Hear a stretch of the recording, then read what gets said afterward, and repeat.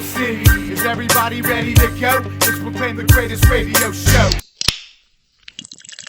Welcome, fans, to a very exciting episode of The Spread. I'm your host, Jim Sella, in studio, Big Easy, J Dash. The Pittsburgh Steelers are 1-0. Pretty much, well, I don't want to say they destroy the Redskins because it was a pretty close game for about 3 quarters, and then the Steelers kind of pulled away there at the end.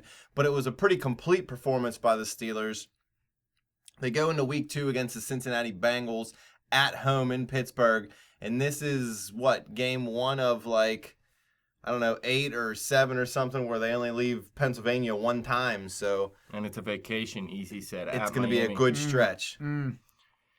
But you got the Cincinnati Bengals at 1-0, you got the Baltimore Ravens at 1-0, and you got the Cleveland Browns at 0-1. Cleveland will finish better than Baltimore this year. You think? No.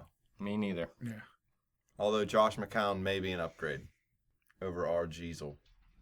Cincinnati was barely able to pull out that victory last week. Andy Dalton played a decent game, had 366 yards passing and a touchdown, but he also threw a pick. They didn't do much in the run game offensively. Jeremy Hill just had 31 yards, although he did get in the end zone, and Bernard had 25 yards rushing. Overall, they had 19 carries for 57 yards, so They didn't get it done on the ground, and I kind of expect the same thing this week by the way the Steelers looked in week 1. A.J. Green did it big for him, but other than that, and I guess Andy Dalton put up big yards or whatnot, but like you said, they barely squeaked out that victory. I said it before the season started, I think Cincinnati's going to take a step back, basically, and kind of fall off a little bit. I don't think the defense is going to be as good as it was last year. I'm not sold on Andy Dalton in that offense either. I know they play well in spurts. I know they have good strings early on in the season, but they still have yet to win that elusive playoff game, so until Burfict and Pac-Man Jones can get their head out of their asses and stop hitting people when they're not supposed to, they're just going to keep staying at 0 in the playoffs. I thought Pac-Man Jones was off this team for some reason coming into the season. I swore we said that before. He's a captain. He's a captain. Yeah, I did see he played last week. That's why I was surprised. I thought for some reason he was off the team. I don't think garbage. They didn't re-sign him, I don't think, at first. He might have hung around a little bit, and then they brought him in. Well, he can't be garbage, man, because he's been in the league a long time, and everybody thought that dude would probably cap someone by now. Yeah. He probably has. He just capped all the witnesses, too. Believe it. They're really trying to downplay the tensions over what happened. They are. With what boiled, No Vontaze Burfict in this game. Yeah. And I mean, that's the big deal. He's hurt Ben at least once. He hurt Le'Veon Bell twice. Somebody else, too. I forget who. But Rashard Mendenhall. He's not going to be able to hurt Ben in this game, and obviously if he was in, he'd probably try to... Oh, yeah, he's the one that hit Brown, right? Yeah, yep. Yeah, so he's hurt everyone. Pretty much, yeah. Anybody that matters on offense. That was Ray Lewis that smoked Mendenhall, my bad. David, I don't know if you guys remember, but David DeCastro ran over and blasted him whenever he kneed Ben in the back of the shoulder. So DeCastro is a little upset that Burfict's not in this game. After the week 1 performance, there was that point where, like you said, in the third quarter or whatever, I think they pulled within 1 score of us. Yeah. Yeah, it was 24-16. And I said to myself, here we go. But then the Steelers just took that ball and went right down the field. With Deangelo Williams. Well, it doesn't matter how they did it. They just went right down the field. Boom. When you got the run game, though, man. Yeah, but over the last couple of years, I've seen them have leads, and then when it gets tight, blow it. This is the best O-line they've had in a while, though. This time, they just took it right down the field, and there was no question after that the game was over. And I think it has something to do with LeBeau being gone, too. I mean, usually you'd see the opponents come back in the second half because LeBeau would back they came off, back. You know what I mean? They were on a comeback trail. Yeah, I mean, 16 points, though. In the end, that isn't terrible. What they scored in the second half, they had, 10 points in the second half? Yeah. So, I like how we went downfield and answered. Right after they pulled it close, we went right down the field. And I said it's been saying this the last thing a couple of years. They should be able to do this to every team. Why can't they do this to every team?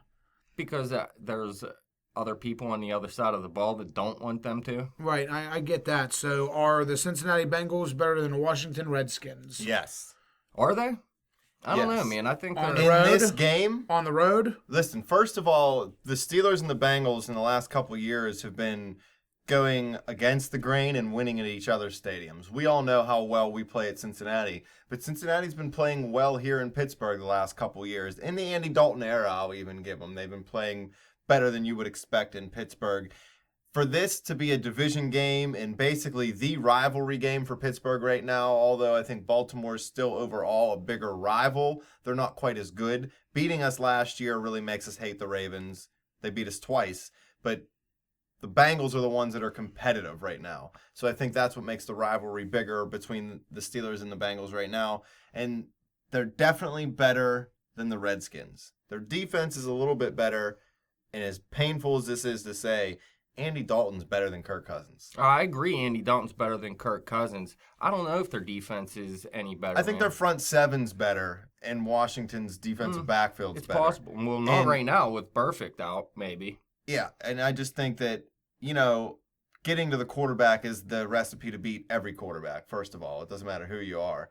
So they both do. Cincinnati can put that up-the-middle pressure on Ben if they can get him out of his rhythm. Not that they're going to shut him down, but that'll, Cincinnati does have the elite receiver, unlike Washington, and usually they both have big-time tight ends. I love Jordan Reed in Washington, and Tyler Eifert showed last season he could be a beast, but he's not going to be playing his game.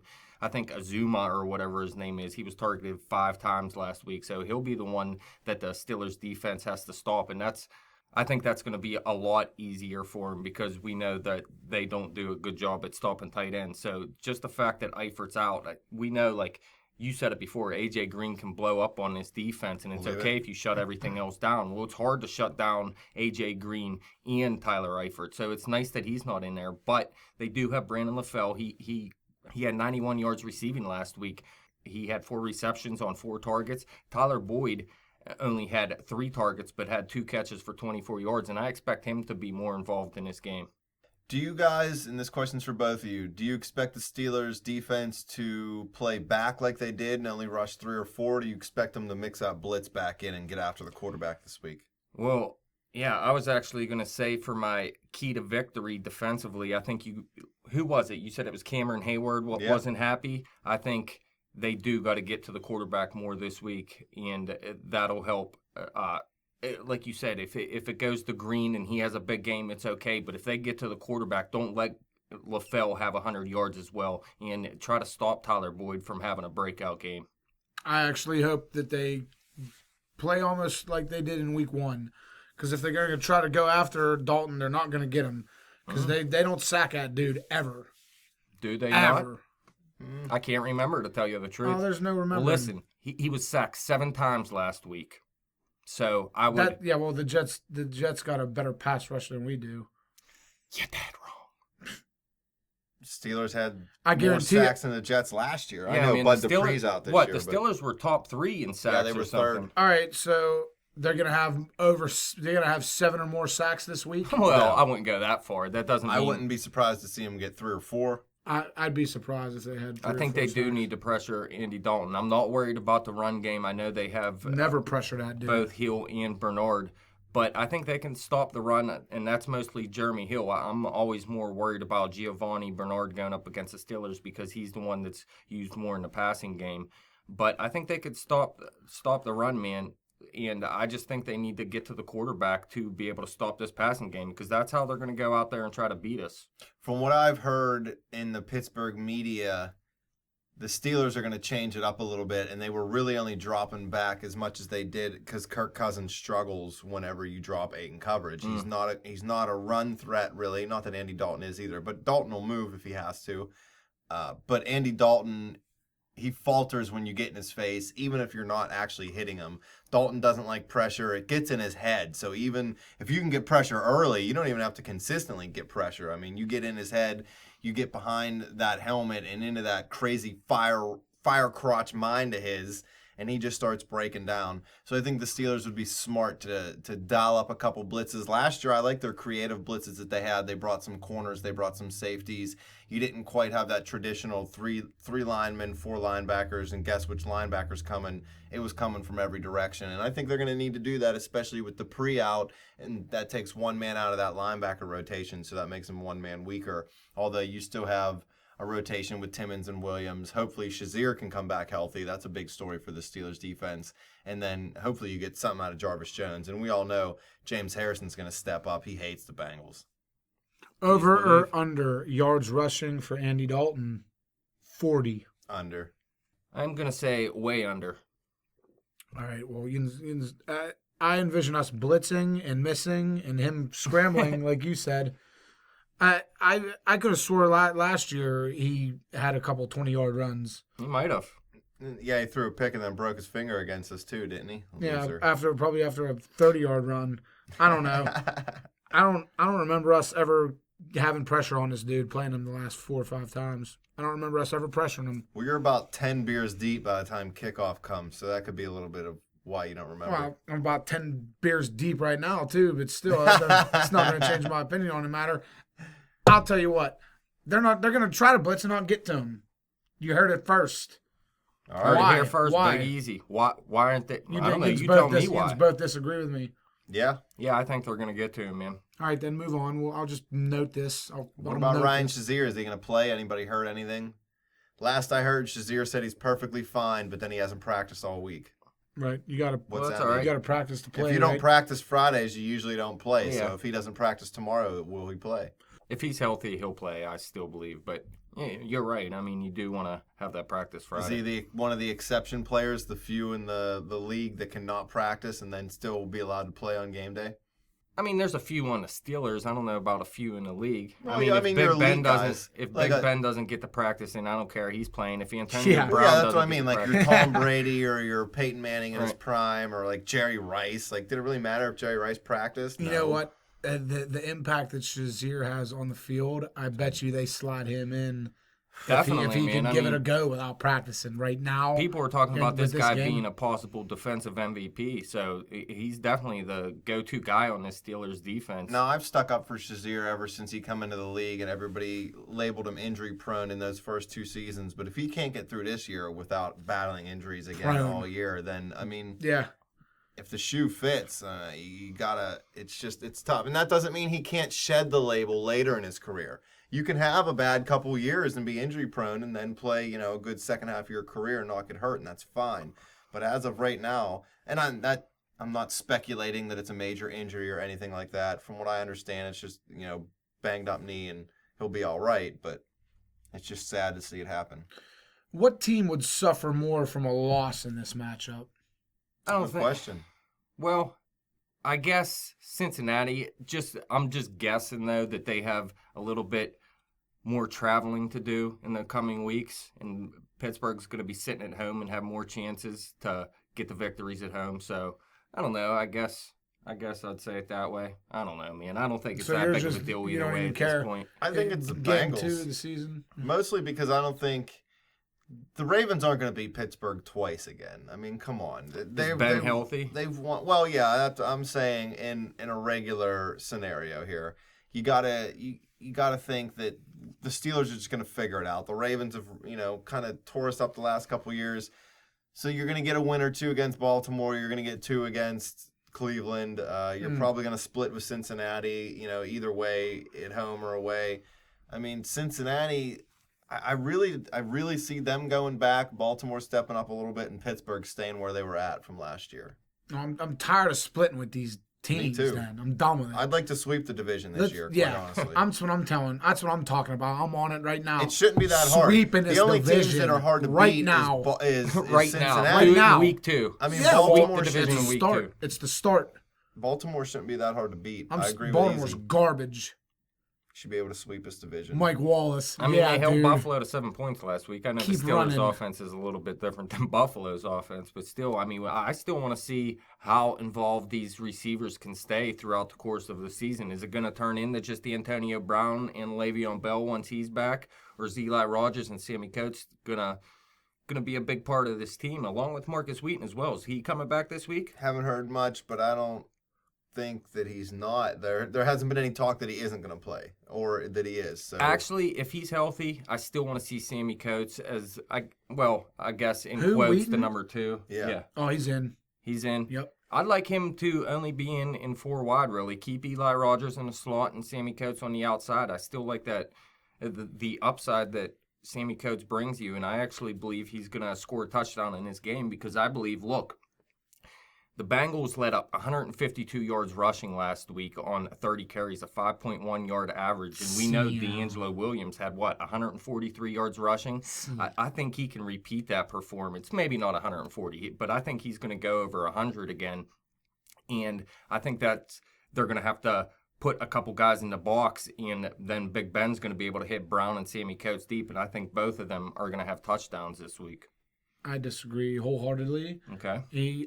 Under 100 yards for Deangelo because it's just they don't run like that against these teams, our division teams, man.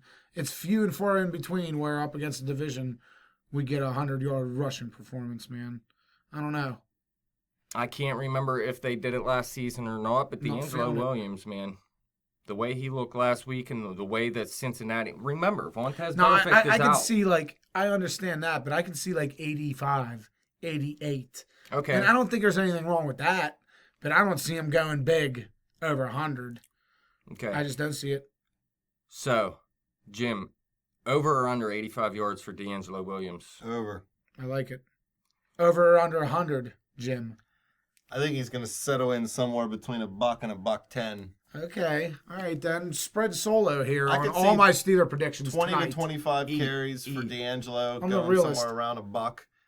I'm a realist too, man, and I believe the Steelers' offensive line is going to dominate the front seven of the Cincinnati Bengals. This could be the best line. Yeah, that's what I said earlier. This is definitely one of the best offensive, shaping up at least if everybody's healthy. I mean, you got Pouncey, who's a number 1 pick. You got DeCastro, who's a number 1 pick. You got Gilbert, who was a number 2 pick. And then you got Foster and Villanueva filling out the left side. You know, those savvy veteran guys who kind of took a different track and have both come out and succeeded. Last week, there was a couple times when I seen Villanueva almost get stood up completely straight, which usually means you're beat and you just get pancaked and your quarterback gets smashed. And that guy just has the strength and the tenacity to fight off the defender, and he shoved him right to the ground both times and then just kind of stood over him like, what? And I know Cincinnati's front seven is better than Washington's. At least that's my opinion. But I still, they're going to get to Ben. They'll get a few shots in on him. But I think running the football, the O-line's just going to dominate all year long. Easy. Over under 85 yards from Deangelo. Over. Over. But not 100. All right. Just shy. Defensive sacks, over or under 2.5. Over, because I can see 3. No, I'm saying over. I think we're going to get to Dalton all day. 3.5? Never. Under 3.5? Yeah, I'm saying 4. No 4. way. Over 3.5 then. And one more. Will Jesse James have at least 5 catches again? Oh, you didn't know? No. He had 5 last week, is what? He had 5 last week. Yeah. Will he have 5 again this week? Yeah. Yes. Okay, I could see him getting 5 catches, but it's never going to be big yards. At least not early in the year. And make a third down play for us. Yeah. Keep it going. Keep that rolling. All right, one more. Yeah. What other receiver is going to score? Any? Eli. Again, yeah, I'll take Rodgers. I mean, he didn't technically he technically scored, but that wasn't even a freaking touchdown last week. Freaking boomerang. Yeah, I mean, he was in in the right spot, in the right place at the right time. Sammy Coates ran the wrong route, too, I heard Ben say. So it was a big luck play. Wheaton coming back, yeah, I don't see it, but who knows? All right. Keys to victory. My Pittsburgh Steeler versus Cincinnati Bengal Week 2 key to victory is Boswell. No, I'm kidding. No, I'm kidding. I really didn't think about it, but let me think real quick. A key to victory. Where are my notes? In the can. In the bottom of that can. Thank you, yeah. Coaching. Game plan. That's it. The coaches it has nothing to do. It has. Sorry. Well, you'll go on. Just let me finish real quick. I will go on. I think we're a better football team than Cincinnati. But that's why they play the game. So it's all going to come down to game plan. We had a great game plan week 1 defensively against the Redskins.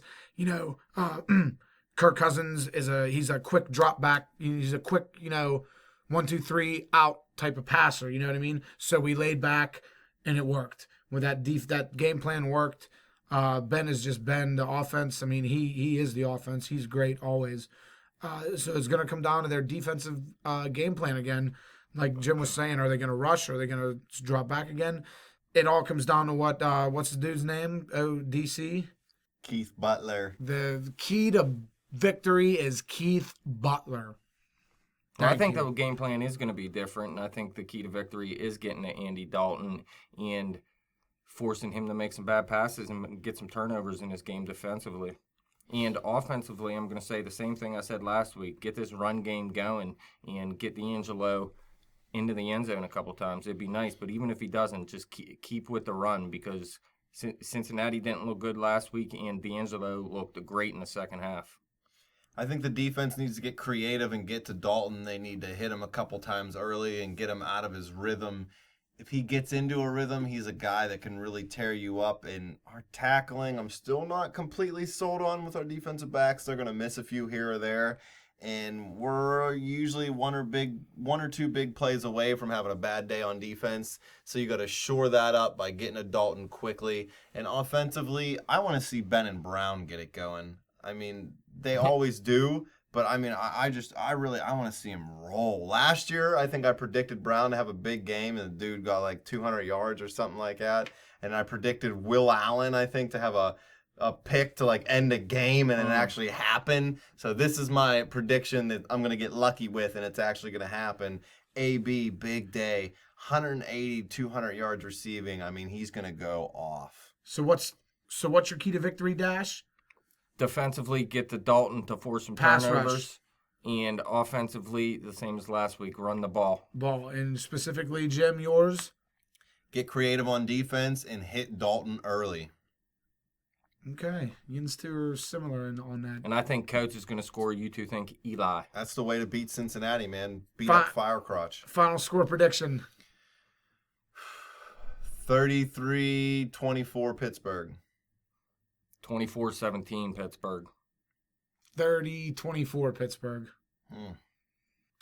Giving the Bengals some credit. Yeah, they're not complete garbage.